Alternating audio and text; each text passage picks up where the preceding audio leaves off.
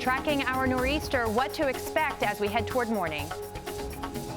Coming up, a final farewell. Thousands of officers from around the world gather to say goodbye to a New York hero.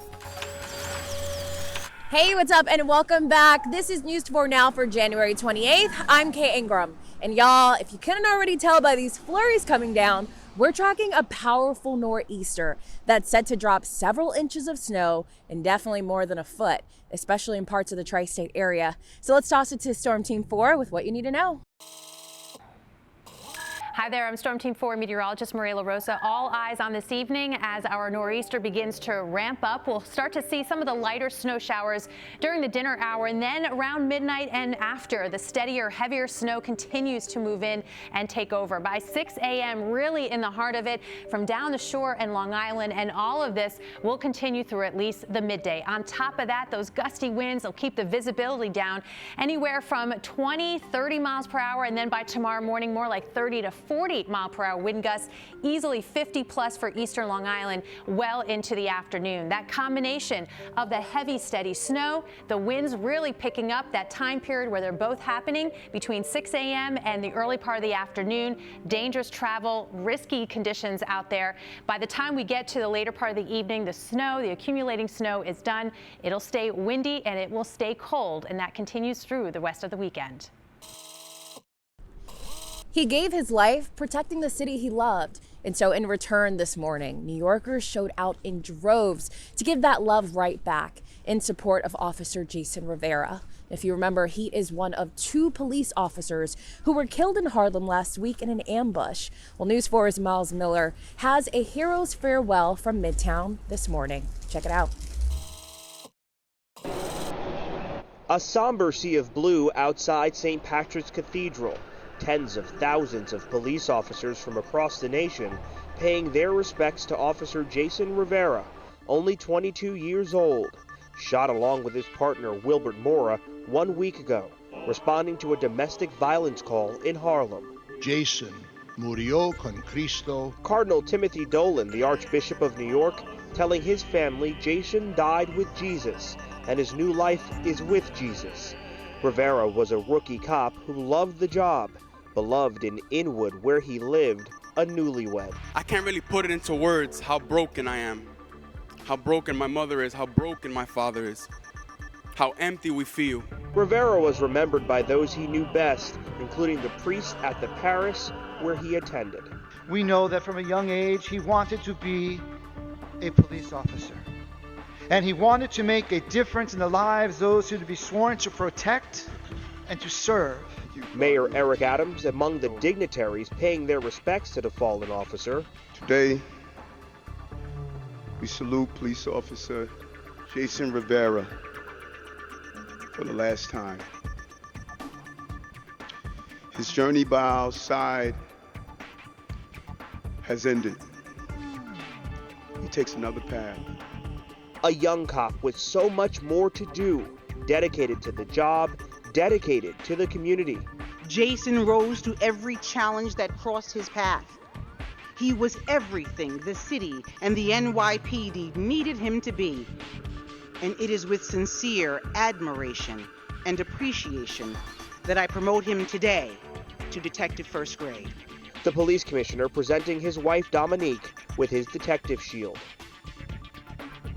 And then next week, Officer Rivera's partner, Officer Wilbert Mora, will be laid to rest. He too lost his life in that Harlem ambush. His wake and funeral are scheduled for Tuesday and Wednesday, also at St. Patrick's Cathedral. The NYPD is on the hunt for whoever slashed the tires on 3 police vehicles outside the 32nd Precinct in Harlem. It happened around 6:30 Wednesday night. That's the same precinct mourning police officers Jason Rivera and Wilbert Mora. Up next, police want you to take a really good look at a man that they're tracking down for shoving another man on the subway tracks. He's wanted for allegedly shoving a 61-year-old man off of a subway platform in Lower Manhattan. The shove appeared to be random, and the victim was not seriously hurt, thankfully. It happened a week after a woman was shoved in front of a train and killed in Times Square. Both cases are bringing more calls for platform doors at stations. New York City is way behind. This is not a new technology. It's also the confidence that riders need in our MTA to get back on the rails now. The MTA released a 4,000-page document proving it looked into the issue. The findings reveal many challenges, things like platform width and available space. The MTA says only 40 to 50 stations could get the doors, based on those challenges. Our beloved Broadway is bouncing back one step at a time. So New York Live is here with one choreographer whose impressive career spans from everything to one-woman shows to splashy big musicals. Check it out. It's one of those things you don't often think about, but if you've ever sat through a musical, you know dance has the potential to shape, even make a story. And today we are going to tap into the mind of one of the most sought-out Broadway choreographers, Lauren Lataro. 1, 2, 3, 4, 5, 6. Smell the best pie you ever have in the whole wide world. And 1.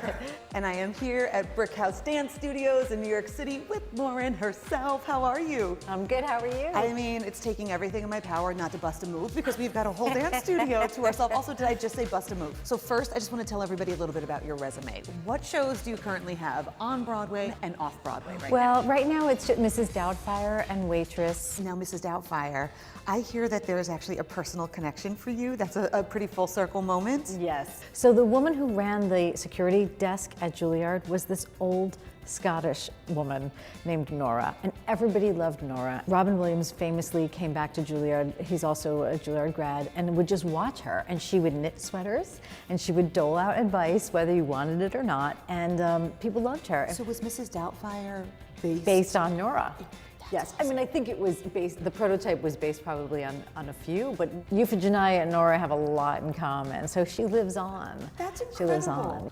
Are you working on Almost Famous? Yes. Oh, okay. First of all, that was my favorite movie. When I heard that they were adapting it for the stage, I lost it. What can you tell us about that? I mean, it's very cool. Cameron Crowe might be the coolest cat in the world. It's so nostalgic and beautiful, and like this freedom, this liberal, sort of very open time is, it was just deeply moving. It's like, we gotta get back to that, man. Oh, I can't wait for this. You have no idea.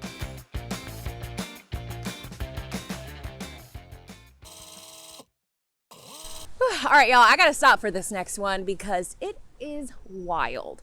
It appears that testing positive for COVID can't stop Sarah Palin from going out and having a ball in the town during her trip here to New York City.